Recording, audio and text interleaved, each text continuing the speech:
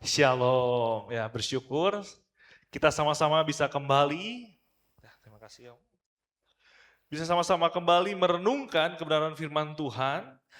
Mari kita membuka Alkitab kita dari kitab Yakobus. Kita akan melanjutkan khotbah eksposisi dari kitab Yakobus.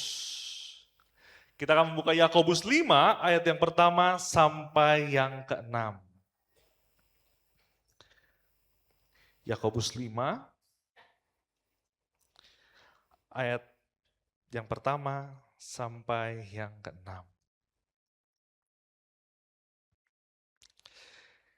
Yang sudah katakan amin?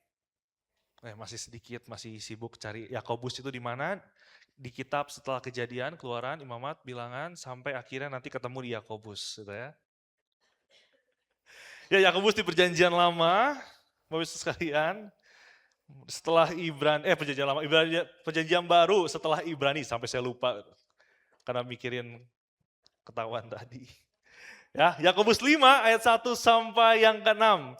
Mari kita baca secara bergantian, saya ayat yang pertama, Bapak Ibu sekalian ayat kedua, terus demikian sampai ayatnya yang ke-6. Mari kita membacanya bersama-sama. Yakobus 5 ayat 1 sampai 6, demikianlah firman Tuhan. Jadi sekarang hai kamu orang-orang kaya, menangislah dan merataplah atas sengsara yang akan menimpa kamu. Silakan. Emas dan perakmu sudah berkarat, dan karatnya akan menjadi kesaksian terhadap kamu, dan akan memakan dagingmu seperti api. Kamu telah mengumpulkan harta pada hari-hari yang sedang berakhir.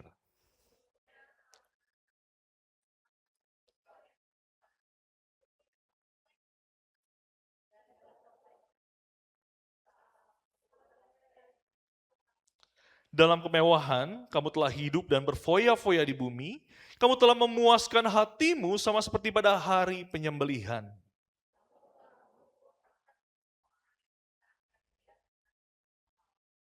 Amin. Semakin jauh pembacaan firman Tuhan pada pagi hari ini. Nah, Bapak Ibu sekalian, saya diberikan tema dari Yakobus 5 ayat 1 sampai 6 ini adalah hidup itu perlu ditangisi.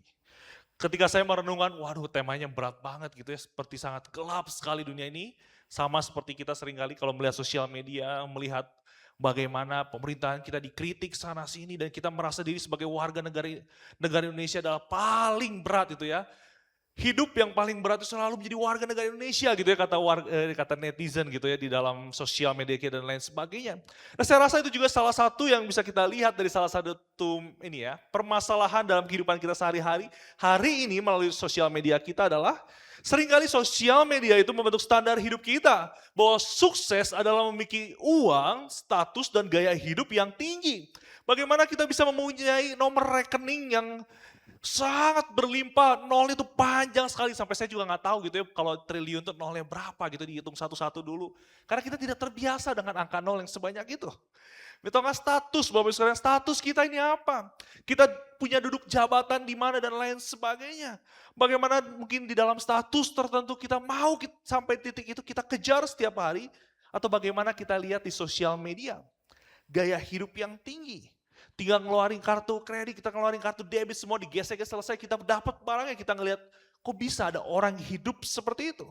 Nah, Bapak Ibu sekalian, secara tidak sadar hari ini kita terus dibentuk untuk sampai kepada titik itulah kebahagiaan yang sejati. Itulah seharusnya hidup yang harusnya kita hidupi. Sehingga apa? Kita seringkali didesak untuk melakukan hal tersebut. Dan hari ini banyak kita yang terjebak mengejar standar yang seringkali gak masuk akal. Contohnya Bapak Ibu sekalian, seringkali saya lihat di beberapa video ada orang yang pengen financial freedom. Apa definisi financial freedom itu? Kita nggak perlu kerja lagi katanya. Kita tinggal hidup menikmati apa yang kita miliki. Misalkan berarti kalau gitu biaya hidup misalkan 1 bulan 10 juta. Berarti setahun kita butuh 120 juta. Gimana cara kita mendapatkan 120 juta tanpa kerja? Katanya ada hitungannya kayak gini Bapak Ibu sekalian. Ketika kita punya uang katanya minimal tuh 2 miliar. 2 miliar kita masukin ke salah satu saham yang dividen yield-nya itu 6%. Gila apa dividen yield 6%? Di dalam 1 tahun dia akan memberikan dividen itu sekitar 6% dari apa yang kita miliki. Kalau misalnya kita punya 2 miliar, berarti 2 miliar dikali 6%, berarti totalnya 120 juta. Berarti dalam 1 tahun itu kita pasti punya uang 120 juta, katanya gitu. Kemudian kita bagi aja atur uangnya supaya setiap bulan kita bisa habisin 10 juta cukup. Nah itulah financial freedom katanya. Nah, tapi masalahnya Bapak Ibu Saudara di dalam masa muda misalkan umurnya baru berapa tahun, baru juga lulus kuliah kan biasa 21 tahun. Nah biasanya dikejar targetnya itu sebelum 30, before 30 kita punya 2 miliar. Buset Bapak Ibu sekalian, saya juga lagi ngitung-ngitung ya. Gimana caranya, misalkan lulus kuliah itu S1 umur 21 tahun nih. Terus before 30 berarti 30 tahun. Kita cuma punya waktu 9 tahun ngumpulin 2 miliar, gimana ceritanya? Masuk rumahnya jaksa itu gitu ya kan, ketemu satu batang aja kita udah alhamdulillah gitu katanya. Nah gimana Bapak Saudara, 9 tahun kita bisa ngumpulin 2 miliar, mending gitu ya kalau misalkan ketika kita langsung fresh graduate dapat UMR itu ya bersyukur banget hari ini, bukan indeks ekonomi gitu ya. Bersyukur sekali dapat UMR. Mending kalau UMR-nya bisa langsung semuanya kita tabung. Bagaimana kalau kita itu adalah disebutnya generasi sandwich. Ada orang tua yang harus kita hormati, kita biayai dan kita punya anak misalkan kalau yang sudah menikah punya anak gitu ya. Bagaimana kita jadi generasi sandwich kita bingung sekali. Bagaimana bisa mungkin di umur 30 tahun itu kita bisa punya hal seperti itu. Nah seringkali kita hidup terobsesi berada di ambisi diri untuk memiliki uang, status dan gaya hidup yang seperti itu. Itu suatu hal yang sangat mengerikan Bapak Ibu sekalian. Oleh sebab itu dampak daripada standar tidak masuk akal itu adalah isu kesehatan mental. Itu meningkat hari ini. Nah, Bapak Ibu mengejar hal tersebut tanpa batas itu menyebabkan rusaknya keluarga, bukan? Ketika kita fokus mengejar uang, kita mengejar status, mengejar gaya hidup, supaya kita setara dengan orang-orang yang ada di sosial media itu, kita masuk ke dalam lingkungan mereka, ada banyak hal yang kita korbanan, mungkin juga keluarga kita korbankan, pertemanan, dan juga mungkin bahwa kita kejatuhan diri di dalam dosa, dan mungkin kita mengorbankan kehampaan relasi dengan Allah.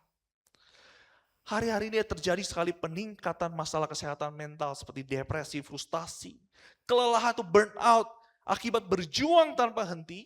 Kita jungkir balik seperti apapun kalau kita ada dalam kondisi tadi. Sebelum 30 tahun itu kita akan merasakan bahwa kita kayaknya gak pernah bisa sampai kepada titik itu.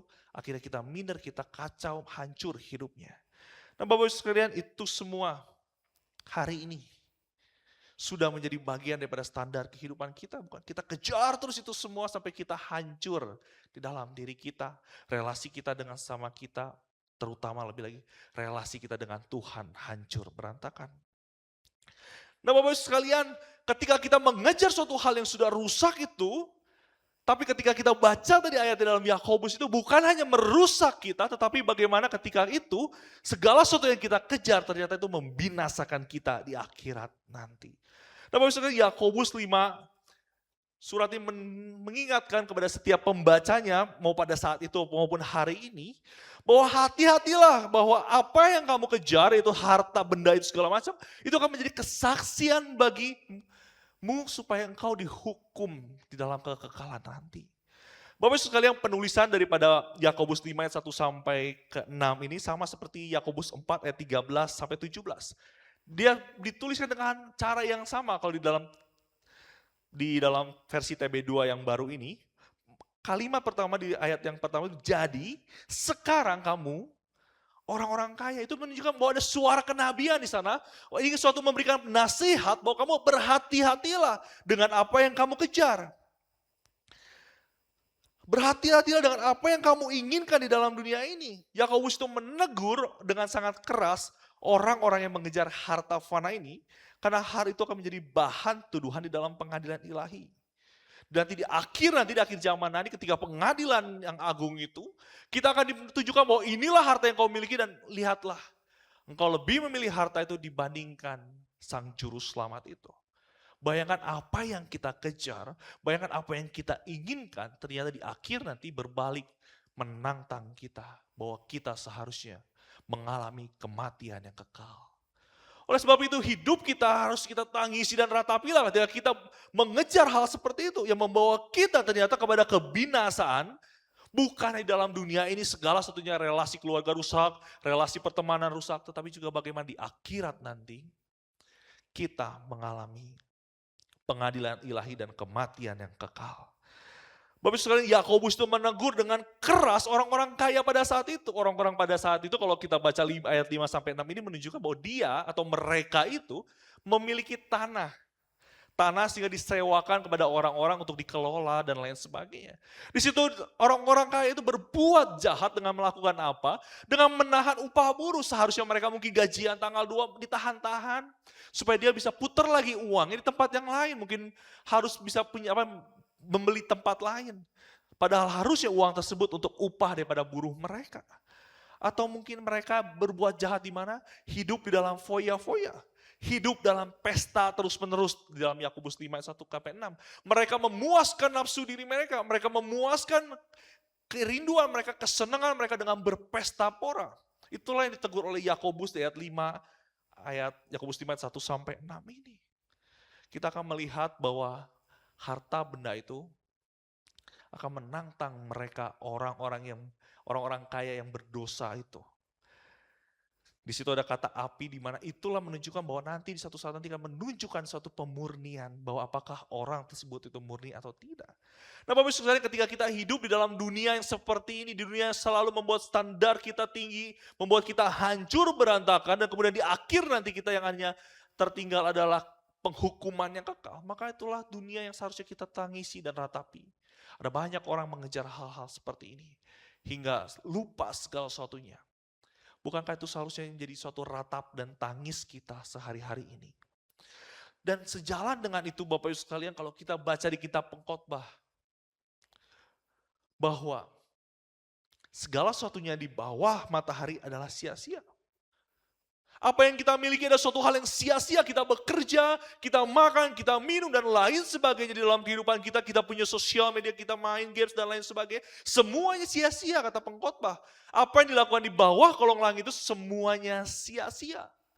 Dan Yesus pun juga menegaskan bahwa ketika Yesus itu berkata, ketika dia memperoleh segala sesuatunya di dalam dunia ini, status, jawaban, gaya hidup, ternyata dia kehilangan nyawanya. Segalanya sia-sia. Lalu bagaimana Bapak Ibu sekalian kita merespon ini semua? Dunia yang sia-sia. Dunia yang seharusnya kita ratapi dan kita tangisi. Nah Bapak Ibu sekalian, mengapa sia-sia? Segala sesuatunya ada di bawah kolong langit ini. Saya suka sekali jawabannya dari Sen Senjaya berkata, segala sesuatu yang di bawah kolong langit ini sia-sia karena jawabannya ada di atas kolong langit. Yaitu apa? Dengan memandang kepada Allah. Nah Bapak Ibu sekalian, kita terus-menerus mencari dan menuhankan segala yang ada di dalam dunia ini. Tapi kita lupa kepada Tuhan yang punya daripada segala sesuatunya. Tuhan yang menciptakan segala sesuatunya. Tuhan yang telah membebaskan kita daripada belenggu dosa. Nah, oleh sebab itu Bapak Ibu sekalian, dari zaman Adam dan Hawa, hal pertama yang harus kita kerjakan di dalam hidup kita, supaya hidup kita tidak ada sia-sia adalah, bagaimana kita menyadari bahwa sebenarnya permasalahannya bukan tentang apa yang kita miliki, kekayaan seperti apa yang sejauh mana sebanyak apa yang kita miliki, tapi bagaimana hati kita. Apakah hati kita takut akan Tuhan? Apakah kita menempatkan Kristus di tempat yang tepat di dalam hati kita, dia menjadi pusat hidup kita, sehingga hidup kita memuliakan nama Tuhan. Kita harus menyadari bahwa permasalahannya di dalam hati kita. Oleh sebab itu kita harusnya terus-menerus mengkalibrasi hati kita. Kristus telah memberikan kekuatan bagi kita, Kristus telah memberikan nyawanya bagi kita supaya kita diberikan hati yang baru sehingga hidup kita seharusnya selaras dengan apa yang Tuhan mau di dalam dunia ini. Kita harus mengkalibrasi ulang semuanya dalam hati kita. Oleh sebab itu Bapak Ibu sekalian, mulai dari zaman Adam sampai hari ini, seringkali manusia itu menempatkan dirinya menjadi pusat kehidupannya. Padahal kita diciptakan untuk menempatkan Kristus sebagai pusat daripada hati kita, hidup kita. Oleh sebab itu hal pertama adalah restorasi shalom Bapak Ibu sekalian. Saya tidak akan henti-hentinya berkata bahwa kalau engkau mau punya damai sejahtera, posisikanlah segala sesuatu tepat sesuai dengan rancangan Allah, sesuai dengan bagaimana rencana Allah dalam hidupmu. Nah Bapak Ibu sekalian, pertama-tama kita harus menempatkan posisi yang paling tepat, yaitu Allah sebagai pemegang otoritas tertinggi dalam hidup kita.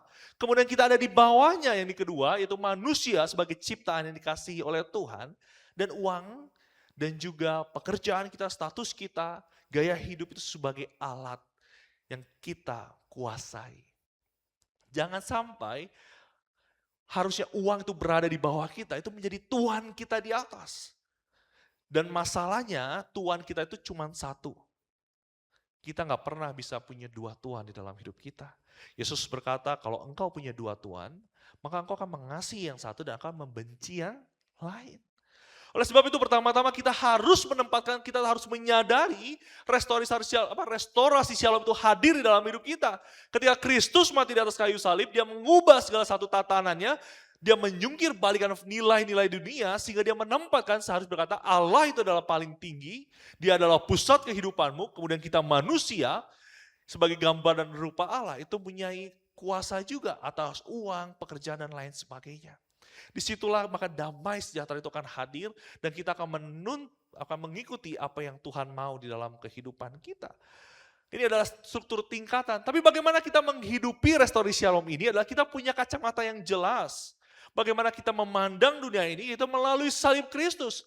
Kita memandang dunia ini melalui bagaimana apa yang Allah pandang bagi dunia ini. Ketika kita percaya kepada Tuhan Yesus, ketika kita bergumul di hadapan kaki Kristus, maka ketika kita melihat dunia ini, ketika kita melihat harta, status hidup, kita akan melewatinya melalui kacamata Kristus. Harusnya kita pertama-tama terpesona dengan anugerahnya Tuhan sebelum kita melihat dunia ini. Seringkali kita terpesona terlebih dahulu dengan dunia ini. Baru kita menjadikan Kristus itu bagian kecil di dalam hidup kita. Seharusnya kita punya hati yang jauh mendambakan Kristus sebelum kita melihat kepada dunia ini. Tapi seringkali kita mendambakan harta, status, gaya hidup pasangan kita dibandingkan Kristus terlebih dahulu. Nah, harusnya kita terpesona dengan bagaimana Allah telah bekerja di dalam hidup kita. Sehingga pesona daripada salib Kristus itu terus hadir di dalam hidup kita ketika kita melihat dunia. Nah, itu bagaimana kita merestorasi shalom dalam kehidupan kita dan hati kita mempunyai Kristus sebagai pusat yang di dalam kehidupan kita. Itu hal pertama yang harus kita lakukan. Kemudian bagaimana kita mengaplikasikannya dalam kehidupan kita. Seringkali kita bingung, ini mah hati. Aku percaya Tuhan Yesus dan lain sebagainya. Tapi gimana caranya gitu ya. Nah, Bapak Ibu sekalian, saya coba mencari bagaimana ya menyimpulkan atau melakukan hal-hal tersebut tadi yang sudah saya jelaskan. Saya rasa ada 4 gitu ya. Dari kita singkat, karena saya rasa daripada poin-poin panjang-panjang, ini lebih gampang diingat gitu ya. Rich gitu. Bagaimana kita memandang kekayaan tidak seperti dunia yang terus kita kejar sampai mati. Ternyata di kematian kita mendapatkan hukuman yang kekal. Tapi rich, kekayaan di dalam pandangan Kristen seperti apa sehingga kita bisa menghidupi hati yang takut akan Tuhan. Yang pertama Bapak Ibu sekalian prinsipnya adalah R, yaitu responsibility, yaitu tanggung jawab. Nah Bapak Ibu sekalian, seringkali kekayaan itu dianggap sebagai lisensi, sebagai izin untuk hidup mewah, hidup flexing, dan memuaskan hawa nafsu. Padahal makin banyak yang dipercayakan, makin besar tanggung jawab yang dituntut di hadapan pengadilan ilahi nanti. Sama seperti apa kata Uncle Ben? Uncle Ben, ada yang tahu Uncle Ben? Ada yang namanya Ben? Uncle Ben dari film Spider-Man, Bapak Ibu sekalian. Jangan kaget ya. Uncle Ben itu menasihati Peter Parker ini, seorang Spider-Man ini. Dia berkata, with great power, it comes great responsibility. Kalau misalnya saya ubah, ketika kamu mendapatkan kuasa yang besar, maka akan datang responsibility yang besar juga. Nah sama Bapak Saudara, ketika kita punya kekayaan yang berlimpah, ketika kita punya kekayaan yang sebagaimana adanya, kita melihat bahwa itu adalah kelimpahan yang Tuhan berikan bagi kita, bukan untuk kita hidup hedon, bukan kita untuk hidup mengabaikan orang lain, kita memuaskan diri kita dengan berpesta, tapi bagaimana ada tanggung jawab untuk kita mengerjakan misinya Allah. Kita menggunakannya sebagai saluran berkat yang Tuhan berikan bagi sesama kita. Kita bisa menolong sesama kita. Oleh sebab itu contohnya, kalau kita menjadi seorang pengusaha, Tadi yang kita bilang, kalau kita omsetnya makin hari makin besar, tentu ada banyak makin pekerja yang ikut kerja sama kita. Bertanggung jawablah sama dia. Jangan sampai omset kita makin naik, tapi kita tidak mempedulikan mereka. Bagaimana kita tidak bertanggung jawab atas hidup mereka, bukan? Ada 20 orang yang bekerja dengan kita, 20 orang itu tuh punya keluarga juga. Nah, bagaimana kita mengelola berkat yang Tuhan berikan itu? Atau kita sebagai seorang manajer di perusahaan tertentu, kita punya, atau jadi karyawan di dalam suatu perusahaan, kita punya anak buah dan lain sebagainya. Kita bekerja sebaik mungkin, kita bertanggung jawab akan apa yang Tuhan percayakan, uang kita percayakan, kuasa yang dipercayakan bagi kita. Ya pedulilah dengan bawahanmu. Jangan sampai engkau menjadi orang pemimpin yang mengkambing hitamkan bawahanmu untuk mendapatkan tanggung jawab karena kesalahanmu. Menipu mereka dan lain sebagainya. Kita harus bertanggung jawab. Dan jangan sampai sekali oleh karena kita gaya hidup kita naikkan ketika omset kita naik. Tapi kita menahan gaji orang lain atau memanipulasi sesuai bawahan kita, upahnya dikurangi. Itu hal pertama, responsibility, yaitu kita punya tanggung jawab ketika kita dipercayakan uang yang berlimpah, maka ada tanggung jawab yang berlimpah juga yang hadir di sana. Yang kedua, kita memandang uang, harta, dan lain sebagai instrumen, sebagai alat. Alat apa? Supaya Allah bisa memakai manusia dan manusia memakai uang itu sebagai instrumen, itu menjadi apa? Supaya instrumen memajukan kerajaan Allah di dalam dunia ini. Uang dan kekayaan itu bersifat netral, Bapak Saudara, dan juga status kekayaan itu, status, jabatan, semua itu netral. Tapi bagaimana kita bisa menggunakan hal-hal yang duniawi tersebut, hal yang fana itu yang terbatas itu untuk kemuliaan nama Tuhan, dialokasikan untuk pekerjaan Allah. Tapi jangan sampai kekayaan itu dijadikan tujuan, padahal kekayaan itu adalah sebagai alat yang bisa kita gunakan untuk kemuliaan nama Tuhan. Pakailah sumber daya yang kita miliki untuk mendukung pelayanan, menolong yang lemah, dan memperluas kerajaan Allah di bumi. Nah, Bapak Saudara, ketika kita percaya bahwa percaya kepada Kristus, kita bukan berarti membenci uang. Bagaimana Tuhan bilang jangan sampai uang itu menjadi tuanmu, itu betul. Tapi jangan sampai kita menghindari uang. Seringkali kita takut kaya, bukan? Karena kita orang Kristen, kita takut kaya gitu ya. Jadi orang Kristen takut punya banyak uang. Gak, Bapak Ibu sekalian. Ketika kita baca Lukas 16 ayat 1 sampai 13, perumpamaan tentang bendahara yang tidak jujur, saya akan bacakannya bagi kita apa kata Tuhan Yesus. Menarik sekali ketika dia berkata di Lukas ayatnya yang ke-16 ayat 9 sampai 12. Dia berkata seperti ini, Bapak sekalian. Aku berkata kepadamu, Tuhan Yesus berkata kepada orang itu yang mendengarkan perumpamaan ini. Ikatlah persahabatan dengan mempergunakan mamon. Ketika Kristus satu sisi lain berkata bahwa jangan sampai mamon itu jadi tuanmu, tapi bersahabatlah dengan dia. Menarik bukan?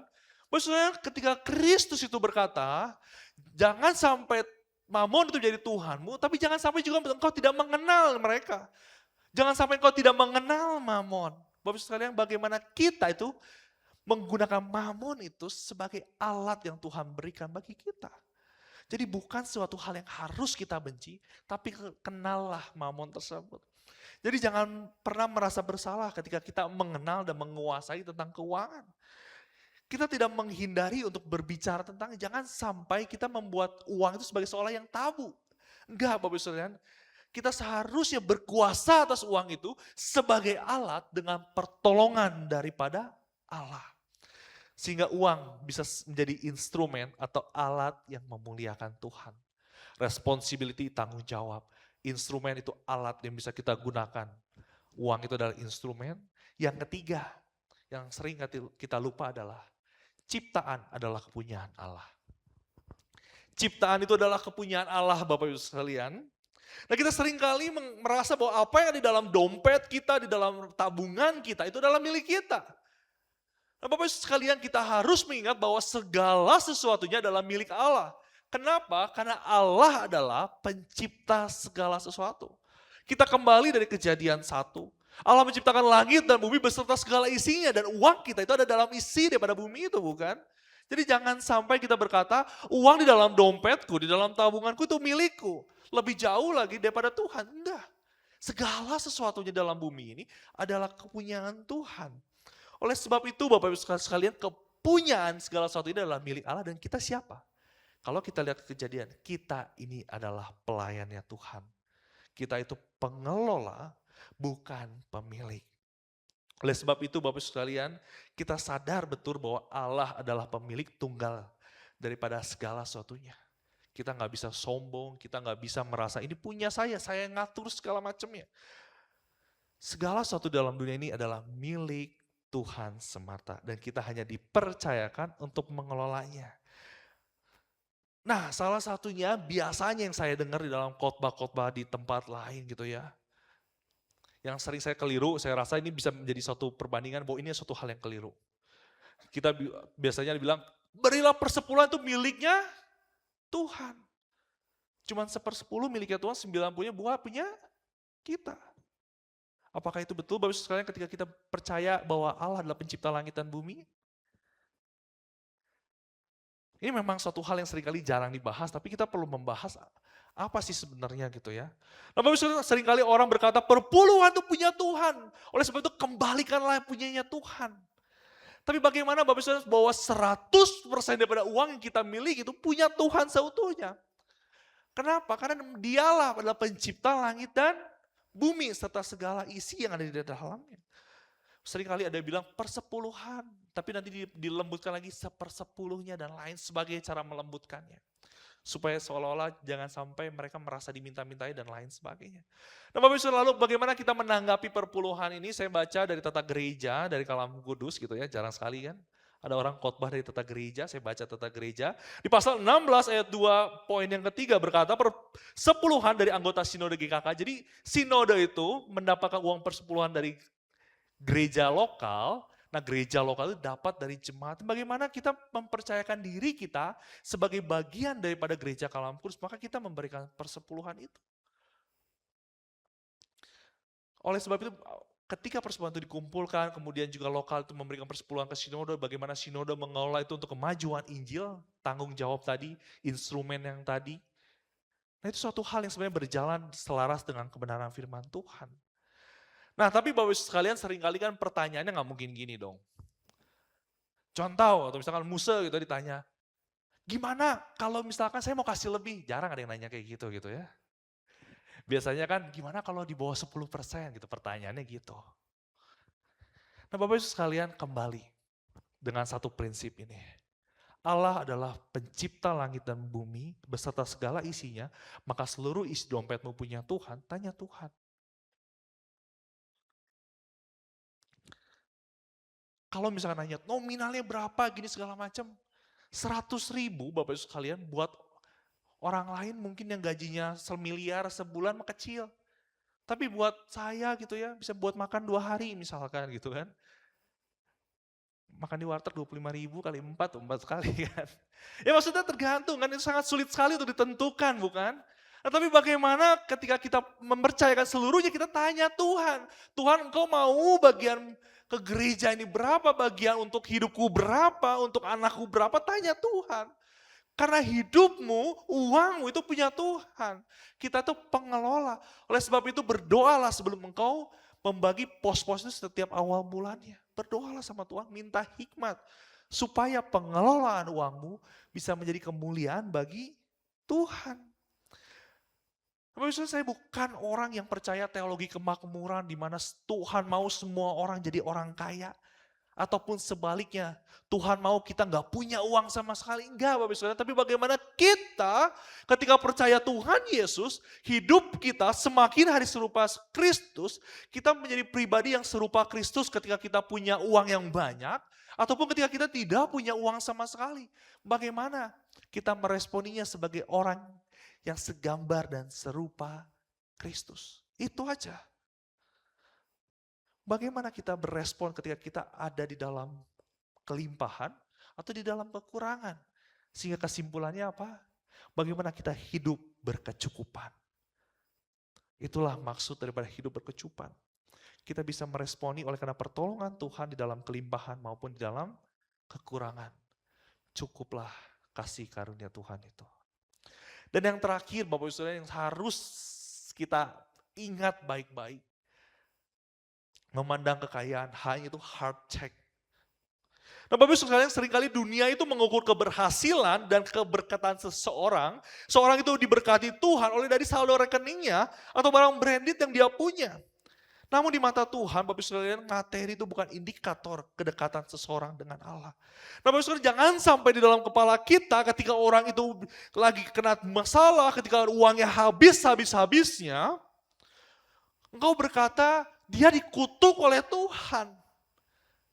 Kita nggak bisa berkata seperti itu Bapak Ibu sekalian. Kita nggak bisa menilai hanya dari kasat mata seperti itu.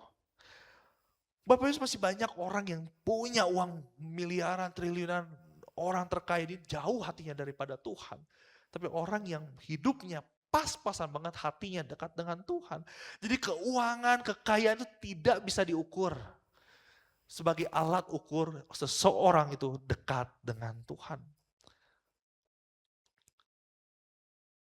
Yohanes 1 ayat 12 berkata, siapa yang menerima Kristus sebagai Tuhan dan Juru Selamat atas hidupnya, maka dialah anak-anak Allah.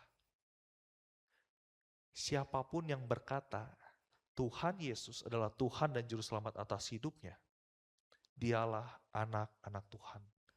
Tidak tergantung seberapa banyak uangmu, tidak tergantung seberapa banyak emas yang ada di rumahmu, tidak tergantung dengan status pekerjaanmu, kamu duduk posisi di mana.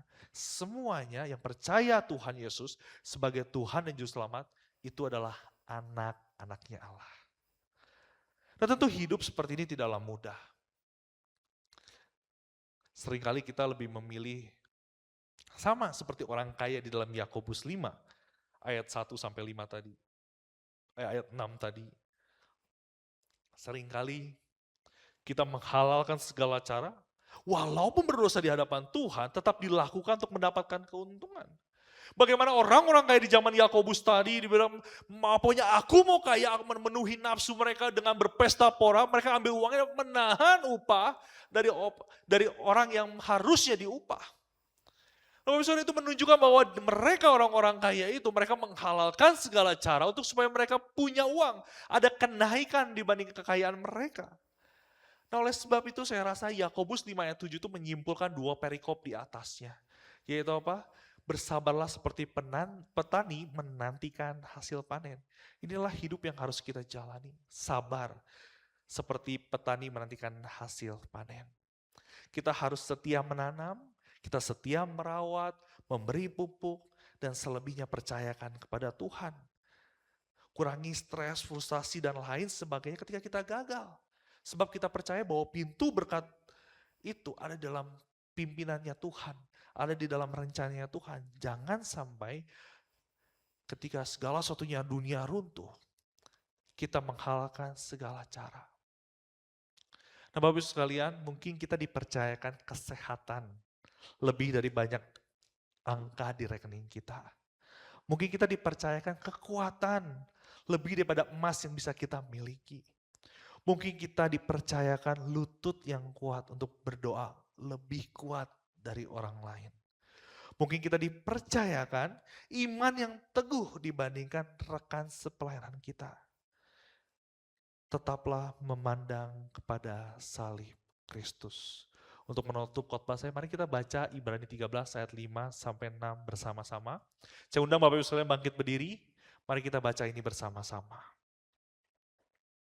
Biarlah ini menjadi kekuatan bagi kita untuk menjalani kehidupan setelah keluar daripada pintu gereja.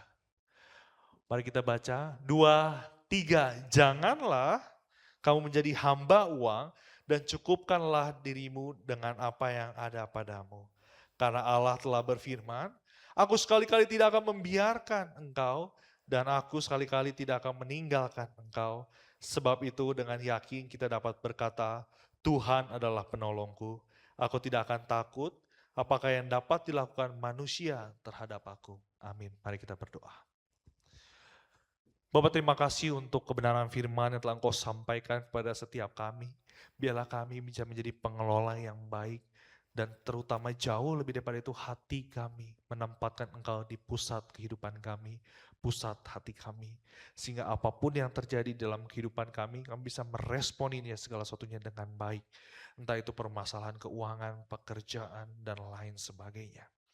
Kami berdoa supaya Allah Roh Kudus yang selalu mengingatkan kami, menguatkan kami. Sehingga dimanapun kami berada, kami memuliakan Engkau. Terima kasih ya Bapa.